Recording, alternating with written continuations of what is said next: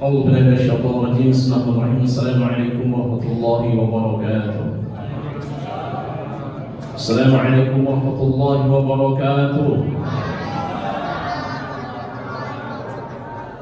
الحمد لله الذي أعزنا بالإيمان به وهدنا إلى عظيم شريعته وأسعدنا باتباع أفضل رسوله.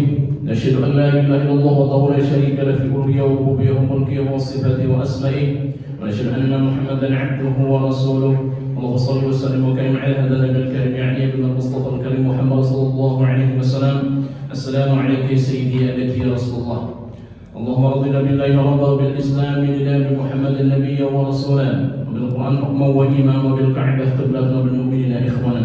اللهم أنت السلام ومنك السلام وإليك يعود السلام.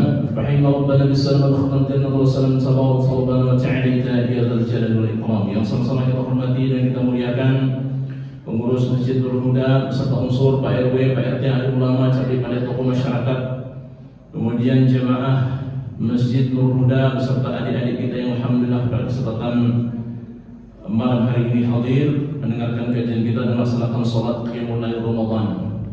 Baik, Allah Subhanahu wa taala, malam ini tepatnya malam 28.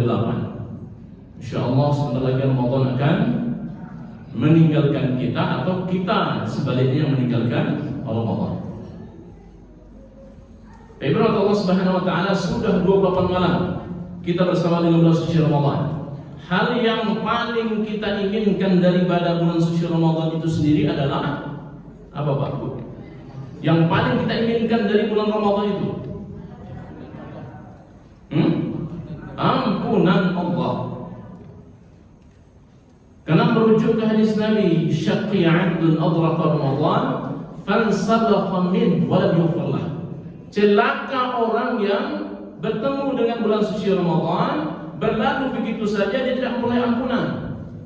Kalau celaka berarti orang yang beruntung adalah yang mendapatkan ampunan Allah. Tak lama lagi, kurang lebih sekitar 2 malam, kita akan melaksanakan sholat tarawih. Sisanya apakah membekas pelatihan Ramadan itu sendiri sampai nanti bertemu Ramadan berikutnya, atau dia habis karena momentum begitu saja, kembali kepada kita masing-masing. Bapak Ibu Allah Subhanahu wa taala, pada malam hari ini kita akan mengkaji tentang 3 sikap yang mesti dibuang dengan 3 cara oleh orang yang beriman. Ketika kita mengatakan diri kita beriman kepada Allah Subhanahu wa taala, maka kita mesti masuk pada golongan orang yang beriman itu sendiri. Supaya masuk pada golongan orang yang beriman itu sendiri, maka dia ada beberapa sikap yang mesti dihindari, yang mesti dijauhi. Sebagaimana dituturkan oleh Imam Malik bin Dinar, seorang ulama salaf yang masyhur di kalangan kita. Namanya Imam Malik bin Dinar. Nah, yang catat, siapa nama Imam Malik bin Dinar? Bukan Malik bin Anas, tapi Malik bin Dinar. Kata Imam Malik bin Dinar, ihlis salasan bisalasin hatta takuna minal mu'minin. Supaya kita masuk pada golongan orang yang beriman kepada Allah Subhanahu wa taala, maka hindari 3 sikap dengan 3 cara. Hindari 3 sikap dengan 3 cara. Yang pertama, al-kibru bit-tawadhu'. Yang kedua, wal-hirsu bil-qana'ah. Dan yang terakhir, wal-hasadu bin-nasihah. 3 ini pesan beliau. Kalau 3 ini kita buang, kemudian kita amalkan yang 3 tersebut, insyaallah kita semua termasuk orang-orang yang beriman di hadapan Allah Subhanahu wa taala. Termasuk yang pertama, yaitu al-kibru bit-tawadhu'. Supaya kita masuk pada golongan orang yang beriman tersebut, kita mesti membuang sikap sombong dengan cara tawadhu'. Ramadan ini ingin menghantarkan setiap kita menjadi hamba Allah yang benar di sisi Allah, menjadi mukmin yang sejati. Ulaika humul mu'minuna haqqan. Hamba Allah itu dalam Quran disebutkan oleh Allah sendiri. Kalau kita masuk sesuai dengan kategori ini, insyaallah kita masuk hamba Allah yang baik. Wa ibadur rahman, dan hamba Allah menurut pandangan Allah itu adalah alladzina yamshuna 'alal ardi hauna. Hamba Allah yang berjalan di muka bumi Allah ini, hidup di atas bumi ini, tidak sombong dan rendah hati. Karena sikap ini tak boleh dimiliki oleh makhluk. Ini punya Khalik, tak boleh. Dalam Asma' Husna disebutkan dengan al-mutakabbir. Dari ayat yang dibacakan ada kata-kata al-mutakabbir. Karena al-mutakabbir itu milik Allah, tak boleh dipakai oleh makhluk. Kalau dipakai oleh makhluk tak masuk surga. La yadkhulul jannata min qalbihi misqala dzarratin min kibr. La yadkhulul jannata, tak masuk surga. Man kana fi qalbihi misqala dzarratin min kibr. Kalau dalam hatinya itu ada sebesar biji zarah sifat sombong. Ini jugalah yang menyebabkan Iblis laknatullah itu terbuang dari tempat yang mulia. Beliau itu sosok mulia, terbuang dari kedudukannya yang mulia dan tempat yang mulia. Kesalahan cuma satu saja. Dia menganggap dirinya di atas segala-galanya. Bapak Ibu Allah Subhanahu wa taala yang jarang disinggung oleh kita, oleh ustaz-ustaz. Iblis itu sombong dalam dua hal kalau kita perhatikan. Yang pertama, dia sombong dalam kecerdasannya.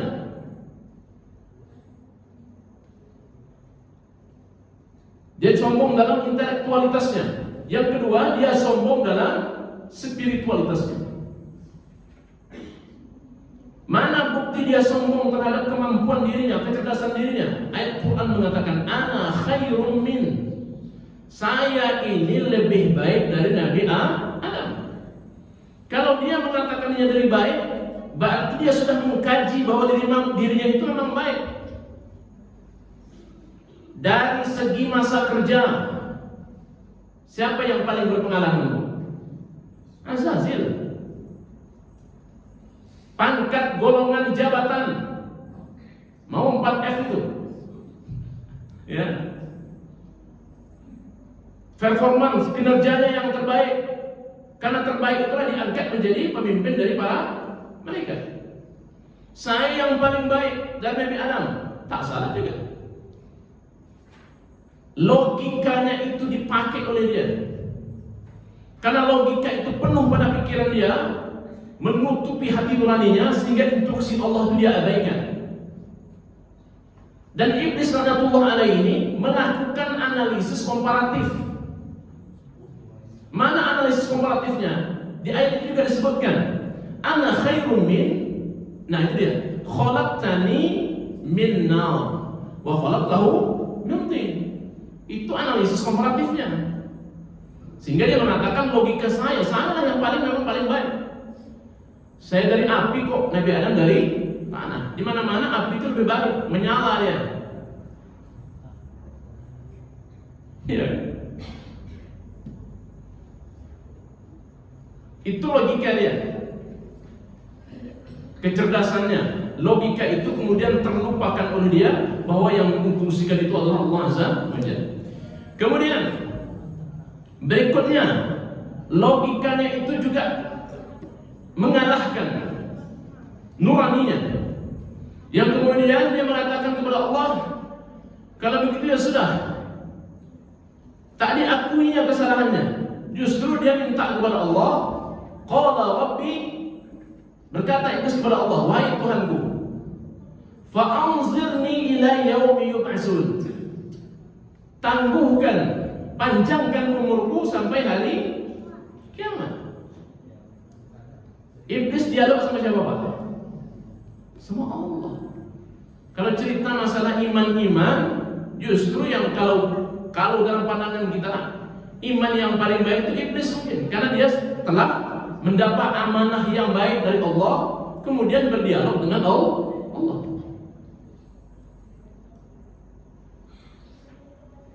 Dalam segi ibadah, dia paling berpengalaman, karena Nabi Adam AS adalah anak kemarin sore menurut dia.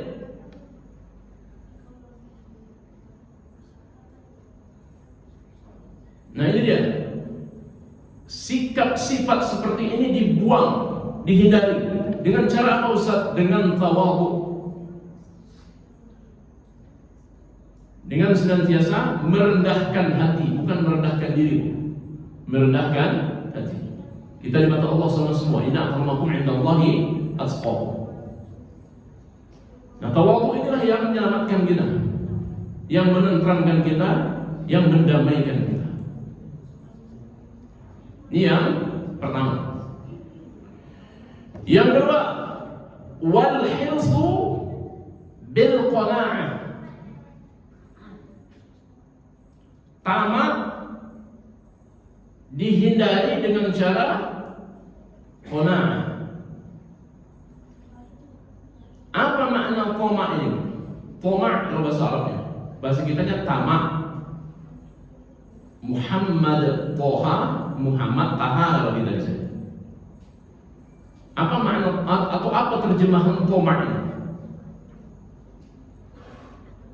Di hadis Nabi disebutkan bahwasanya lau anna li ibni Adam, seandainya anak cucu Adam itu diberikan wadian, satu lembah min zahabin, satu lembah emas, ahabba an yakuna lahu wadiyan, dia pasti akan minta dua lembah. Maka apa makna tamak ini? Kalau kita merujuk pada terminologinya, Baik Allah Subhanahu wa taala, tamak itu adalah ar-raghbatus syadid. Ar-raghbatus syadidatu fil husuli ala syai'. Menggebu-gebu, berambisi untuk mendapatkan sesuatu yang diinginkan. Menggebu-gebu, tak dipikirkannya, tak ditengoknya kiri kanan, yang penting dia dapat apa yang dia inginkan. Ma dunan nazari ila hududil halal wal haram, sehingga tak ditengoknya mana halal mana haram. Karena kecintaan yang luar biasa, maka tak ditengoknya lagi mana ketentuan syariat yang tak boleh. Yang penting saya dapat duit banyak, dapat harta lebih, hidup saya sejahtera. Hubud dunia ra'su kulli khati'ah, kata Nabi. Cinta kepada dunia ini memang cenderung orang melanggar ketentuan syariat. Tak dihiraukannya, mau halal kek, mau riba kek, mau milik orang kok, menyenggol orang kok, menyakiti perasaan orang. Yang penting saya hidup dengan sejahtera, bahagia untuk saya dan keluarga saya. Nah ini disebutkan tamak ini. Lawannya adalah al-qana'atu. Qana'ah. Qana'ah ini adalah ar-ridha bima qasamahu Allah lil insan. Ridha dengan ketentuan Allah yang sudah Allah tentukan.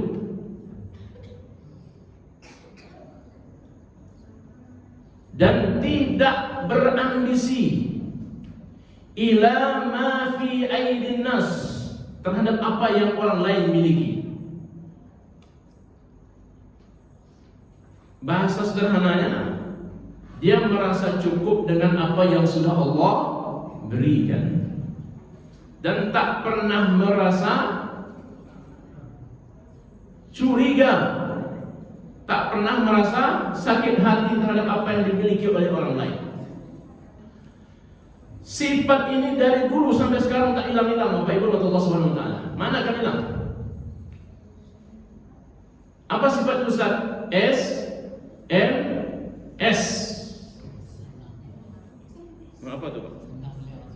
senang melihat orang susah. Memang payah dari dulu ini. Tak hilang-hilang.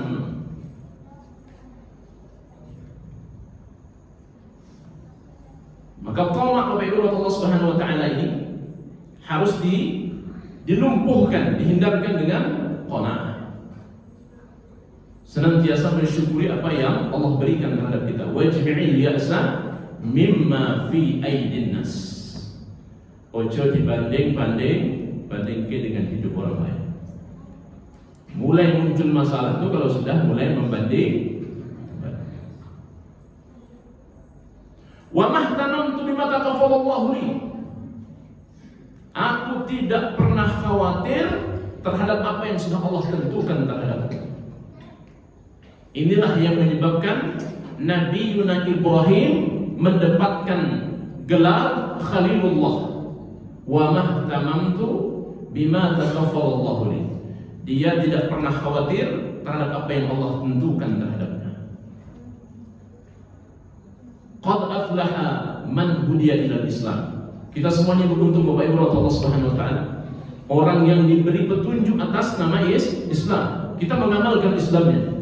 Wa ruziqal kafafa, Allah cukupkan rezeki kita wa qani'a bih. Benar Allah bubuhkan pada hati nurani kita untuk senantiasa qanaah dengan apa yang Allah berikan. Itu tadi Pak, ojo dibanding.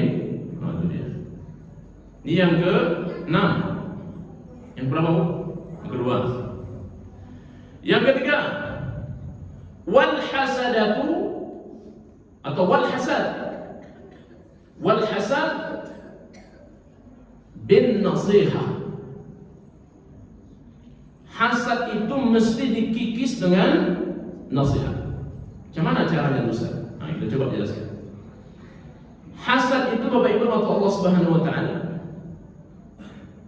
munculnya rata dari ain. Maka dalam banyak hadis disebutkan al-ainu haqq. Ain itu memang nyata adanya. Ain itu memang nyata adanya. Maka kecenderungannya orang menyakiti kita, menjatuhkan harkat martabat kita, merusak apa istilahnya, elektabilitas kita, itu rata-rata karena hasad.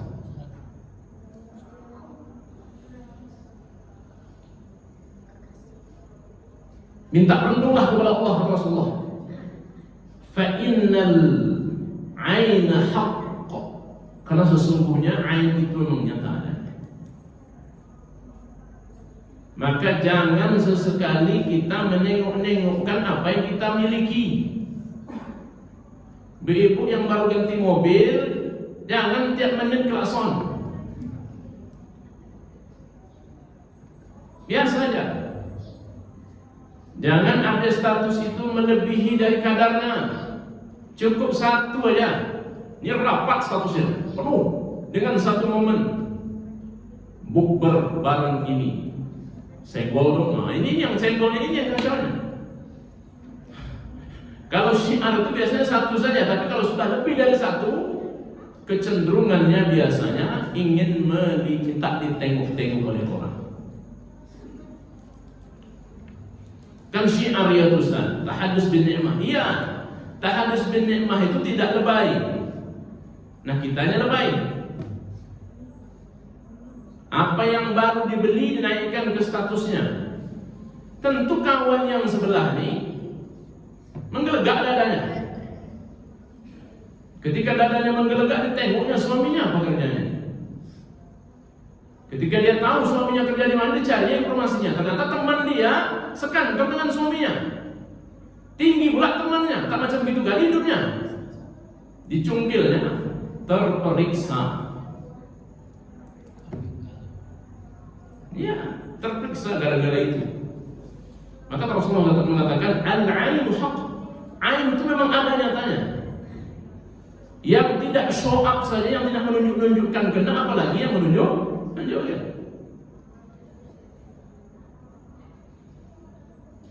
Nah, Allah Subhanahu wa taala, oleh karena itu disebutkan bahwasanya Penyakit ini memang tak akan hilang dari kita. Selama kita hidup itu tak akan hilang. Karena kita yang baik akan bertemu dengan orang yang tak baik. Qarahiyatu wujudiha indahu. Sulit menengok orang senang itu, atau senang melihat orang susah. Itu memang penyakitnya dari dulu sampai sekarang ada terus. Maka bagaimana caranya Ustaz supaya ini agak terkikislah dari jiwa saya? Setidaknya ada beberapa hal. Maka disebutkan bahwasanya untuk mengikis hasad tersebut bin nasihati, dengan nasihat. Pertama, tanamkan pada hati dan nurani kita bahwasanya Allah lah yang menurunkan rezeki tersebut. Tak usah iri kalau ada orang lain yang dapat lebih. Allah sudah tentukan.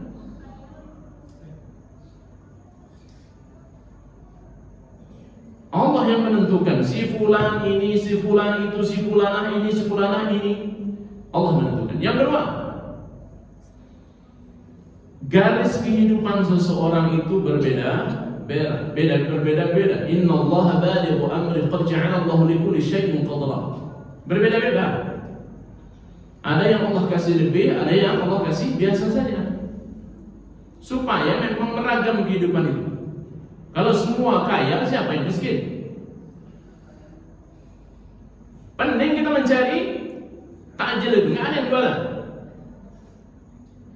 Allah buat dinamika itu supaya kehidupan kita itu lebih beragam, saling ketergantungan, saling keterkaitan. Makanya nanti ada ukhuwah Islamiyah, ada ukhuwah Basyariyah, ada ukhuwah Wataniyah. Itu diajarkan dalam Islam. Dibuat seberagam itu. Cuman itu tadi, jangan sesekali cemburu, sakit hati kalau ada orang lain dapat sesuatu dan kita tak dapat. Dia dipromosikan, Ustaz, saya tidak. Allah sudah tentukan. Sama-sama kampanye, Ustaz, dia naik, saya tak naik. Saya habisnya ratusan miliar, dia habis cuma 2 miliar aja. Naik dia. Apa tak mendidih darahnya? Allah sudah tentukan. Yang ketiga, nasihatkan kepada diri kita sendiri, sesekali jangan pernah menengok itu ke atas. Tengoklah ke bawah. Jangan tengok ke atas. Karena makin ditengok ke atas makin sakit hati kita. Nah, saran saya Bapak Ibu mata Allah Subhanahu wa taala, hasad ini biasanya kecenderungannya kita menengok orang. Sekarang Ustaz, kita jarang menengok orang Ustaz. Nah, status orang itu jangan ditengok. Ini tangan itu jangan gatal betul, ditengoknya status orang, apakah menindih darahnya. Kalau ada temannya mengalami status di WA-nya, Instagram-nya, TikTok dan sebagainya, Bapak Ibu tak usah tengok. Aduh, tahan. Karena kalau menengok status dia nanti, nah terbawalah, muncullah hasad kita itu. Kemudian muncul husnuzonnya, muncullah berbagai macam dan lain sebagainya. Apalagi dia adalah musuh bebuyutan yang selama ini pernah menyakiti kita, pernah nyenggol kita. Ya sudahlah, inilah peluang untuk menghajarnya. Dibuatnya akun palsu. Nah sudah, ini yang terjadi di zaman kita Bapak Ibu Rasulullah. Bahwasanya orang banyak jatuh harkat martabatnya karena memang hasad ini sudah merajalela. Orang bisa berada di balik topeng untuk menjatuhkan orang lain. Maka hati-hati, berikan nasihat pada diri kita. Sudah, fokus saja pada diri kita. Tingkatkan kualitas kita, tingkatkan ketaatan kita kepada Allah Subhanahu wa taala, fokus untuk mengamankan amal kita, memperbanyak bekal kita untuk bertemu dengan Allah Subhanahu wa taala. Baik, berkat Allah Subhanahu wa taala, demikian kita pada kesempatan malam hari ini. 3 dari itu yang mesti diperhatikan oleh kita. Kikis rasa sombong dengan tawadhu. Ustaz, terlanjur saya sombongnya, astagfirullahaladzim. Yang kedua, kikis apa Bu? Yang kedua, kikis tamak itu dengan qanaah. Senantiasa bersyukur dengan apa yang dimiliki. Yang ketiga, hilang sudah. Ya, kikis hasad dengan nasihati diri bahwa kita ini milik Allah. Allah atur segalanya. Setiap orang itu ada masanya, setiap masa ada orangnya. Tak ada masa saya Ustaz. Sabarlah. Tenang, nanti ada masanya. Tenang, sabar, dan jangan bertindak cepat yang pada akhirnya merusak diri sendiri dan menzalimi orang lain. Subhanallah bihamdika asyhadu an la ilaha illa anta astaghfiruka wa atubu ilaik. Assalamualaikum warahmatullahi wabarakatuh.